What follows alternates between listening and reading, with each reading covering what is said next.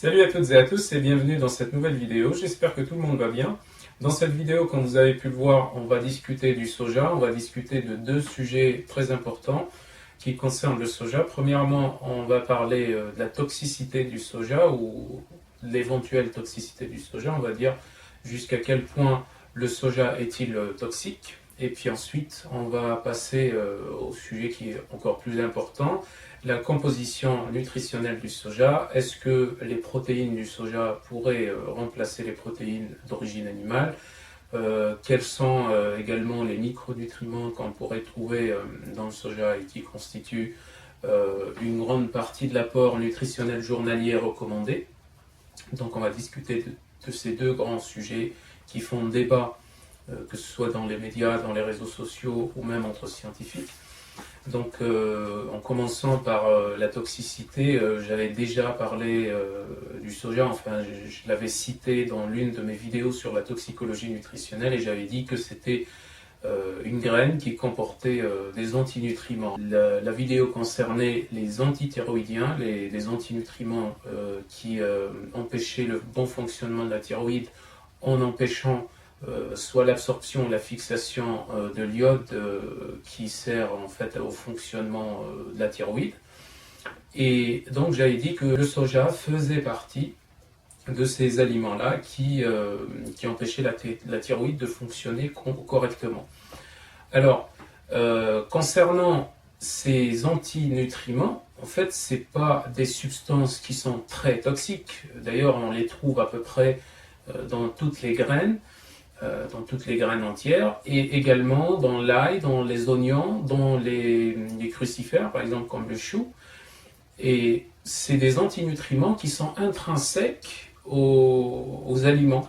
Aux aliments, en général, c'est des aliments des végétaux, comme je vous ai dit, des graines ou alors des crucifères, etc. Donc, globalement, tous les aliments qui contiennent des polyphénols sont naturellement des antinutriments de l'iode. Même pour les aliments naturels, hein. Je ne parle pas des aliments qui sont industrialisés ou raffinés ou qui émanent d'une culture intensive. Je parle de ces aliments depuis des centaines de siècles, depuis que ces aliments existaient, ils comportaient ce type de toxiques, d'antinutriments. Donc, quelque part, le soja, il est toxique dans la mesure où il comporte ces antinutriments, sauf que cette toxicité-là, elle est à peu près la même que tous les autres aliments qui comportent ces antinutriments. C'est-à-dire que le soja n'est pas plus toxique que le chou, il n'est pas plus toxique que l'ail ou les oignons ou d'autres aliments qui comportent des thiophanates. Les thiophanates, c'est l'une des substances, c'est pas une substance, c'est un groupe de molécules qui empêchent la fixation de l'iode, ou également d'autres aliments qui comportent des polyphénols. Donc tout ça a été déjà bien expliqué dans l'une de mes vidéos sur la toxicologie nutritionnelle. Je vous mettrai le lien en bas dans la description si vous voulez aller voir. Mais si vous voulez, quelque part, le soja n'est pas plus toxique que les autres aliments. Là, je parle des graines de soja entières, bio, naturelles, sans aucun traitement chimique. Maintenant, quand on arrive au soja qui est industrialisé, on va dire raffiné, les dérivés de soja, etc., le lait de soja, la farine de soja, etc. Donc tout ça, encore une fois, ça n'a pas plus de toxicité que tous les autres aliments raffinés, industrialisés. C'est-à-dire que ce soit les céréales ou les laitages ou les viandes ou également les fruits et légumes et tous les autres aliments industriels, eh bien, tous ces aliments, ils sont toxiques. Ils présentent une toxicité qui est élevée, qui est supérieure à la toxicité des aliments qui sont naturels et bio. Et le soja fait partie de ces aliments, qui soient industriels, donc il n'est pas plus toxique que les autres aliments industriels, et qui soient naturels, il ne présente pas plus de toxicité que tous les autres aliments naturels. Donc si vous voulez, quelque part, tous les xénobiotiques, tout ce qui est extérieur au corps est toxique, et c'est quelque part le prix à payer pour la vie. Vous avez des aliments qui sont toxiques, mais qui vous apporte plus de bienfaits que de toxicité. Et vous, en fait, vous allez vivre grâce à cette plus-value. La différence entre la toxicité et les avantages qu'ils vont vous apporter. Donc, quelque part, cette histoire de soja qui serait toxique, moi, j'y crois pas du tout. Si ce n'est qu'il soit aussi toxique que tous les autres aliments. Donc, le soja intrinsèquement n'est pas toxique. Hein, mais quelque part, il y en a d'autres qui vont critiquer le soja dans la mesure où ils ne sont pas, on va dire, végétaliens. Parce que cette histoire de soja qui serait toxique, en fait, il faut l'intégrer dans une dialectique générale, dans un débat qui consiste en fait en une compétition entre deux industries, l'industrie de l'élevage et l'industrie du végétal. Et donc l'industrie du végétal qui attaque les produits de l'industrie de l'élevage qui sont les laitages ou les viandes ou peu importe, ou n'importe quel aliment qui est fait à base de produits d'origine animale. Et puis vous avez l'industrie de l'élevage d'un autre côté qui va organiser des campagnes anti-végétales comme par exemple les campagnes anti-céréales, cette histoire d'anti-gluten, cette histoire d'anti-soja, de soja toxique, également tout ce qui concerne les pesticides, etc. Donc tout ça, ça fait partie de toute cette dialectique générale qui fait que il y a deux industries qui s'affrontent pour avoir plus de parts de marché. Et puis vous êtes le consommateur, vous êtes là, vous comprenez rien. Bon bah le soja c'est toxique, le lait c'est toxique, etc. Bien sûr que c'est toxique. Bah, c'est clair que c'est toxique. C'est les industriels qui fabriquent ça, qu'ils soient de l'élevage ou du végétal. Ce qu'il faut manger, c'est manger comme vos grands-parents, comme vos ancêtres, comme il y a un siècle. C'est là l'alimentation qui est adaptée à vous.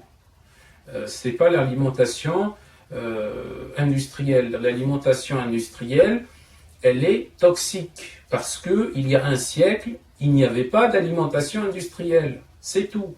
Maintenant, la problématique du soja, il faut l'intégrer dans toute cette dialectique. Concernant sa composition nutritionnelle, le soja comporte tout un tas de micronutriments, vitamines, minéraux, oligo-éléments, tout ce que vous voulez, mais on ne peut pas le considérer comme une source intéressante de micronutriments, sauf dans le cas de 6 micronutriments principaux, par exemple la vitamine B9.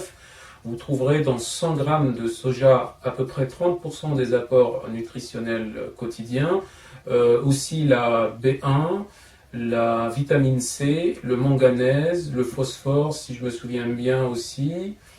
Donc ces micronutriments constituent 15% de l'apport nutritionnel quotidien de chacun d'entre eux.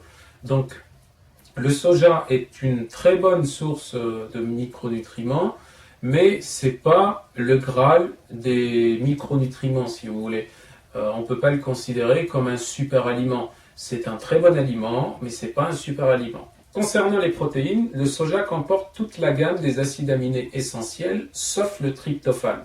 Alors quand on prend des graines de soja entières et qu'on les analyse, on trouve que le tryptophane manque. Alors que si on prend de la farine de soja, du lait de soja, etc., on va trouver toute la gamme des acides aminés essentiels.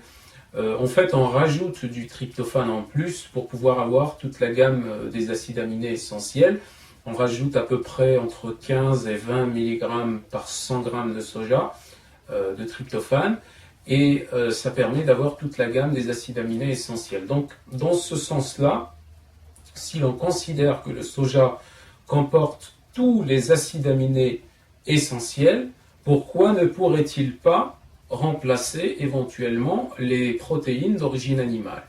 Alors, le problème qui se pose ici, c'est la concentration de ces acides aminés dans le soja. Si vous analysez 100 g de soja en termes d'acides aminés, vous allez trouver que le soja comporte pour chaque acide aminé plusieurs dizaines de milligrammes, voire quelques dizaines de milligrammes. En fait, ça varie entre une vingtaine de milligrammes pour le tryptophane, voire arriver jusqu'à, pour certains acides aminés, 85 ou 90 mg maximum. Donc en gros, la moyenne pour chaque acide aminé, elle se situe entre 50 mg par 100 g d'acide aminé. Et là, je ne parle pas de tous les acides aminés, je parle d'un seul acide aminé. Et donc cette moyenne-là, si on la compare avec la moyenne qu'on trouve dans d'autres aliments d'origine animale, et là on va prendre par exemple les viandes, et dans les viandes on va choisir le poulet. Dans le poulet, on est très loin de cette moyenne-là. On est dans des concentrations d'acides aminés à 4 chiffres, c'est-à-dire à peu près 1000 mg, 1 g d'acide aminé pour chaque acide aminé. En fait, ça se situe entre 900, parfois 850 mg d'acide aminé jusqu'à 1500 mg. Donc on a à peu près une moyenne qui est un peu plus de 1000 mg. On va prendre, pour faire simple, 1000 mg, c'est-à-dire 1 g. Et donc si on compare les 50 mg qu'on trouve dans le soja en moyenne et les 1000 mg qu'on trouve dans le poulet en moyenne, vous avez 20 fois plus d'acides aminés essentiels dans le poulet que dans le soja. C'est-à-dire qu'en termes de protéines, 100 g de poulet équivaut à 2 kg de soja. Il faut consommer 2 kg de soja pour avoir le même taux de protéines qu'on trouve dans 100 g de poulet. Et c'est pour cette raison qu'on ne peut pas remplacer les aliments d'origine animale par le soja. Il y a également une autre raison que je vous laisserai découvrir dans une vidéo que j'avais faite il y a plusieurs mois et qui concerne la structure biochimique des protéines d'origine animale et des protéines d'origine végétale. Et donc, pour résumer, le soja n'est pas plus toxique que tous les autres aliments. C'est un aliment de bonne qualité, voire de très bonne qualité, mais ce n'est pas le Graal des micronutriments, si vous voulez. Également, on ne peut pas remplacer les aliments d'origine animale ou les protéines animales par les protéines de soja parce que tout simplement il n'y a pas assez de protéines dans le soja. Si vous avez un avis sur la question, donc n'hésitez pas à me le mettre en bas dans les commentaires. Si vous avez des questions également, n'hésitez pas. Et moi je vous dis à très bientôt dans une prochaine vidéo. Salut!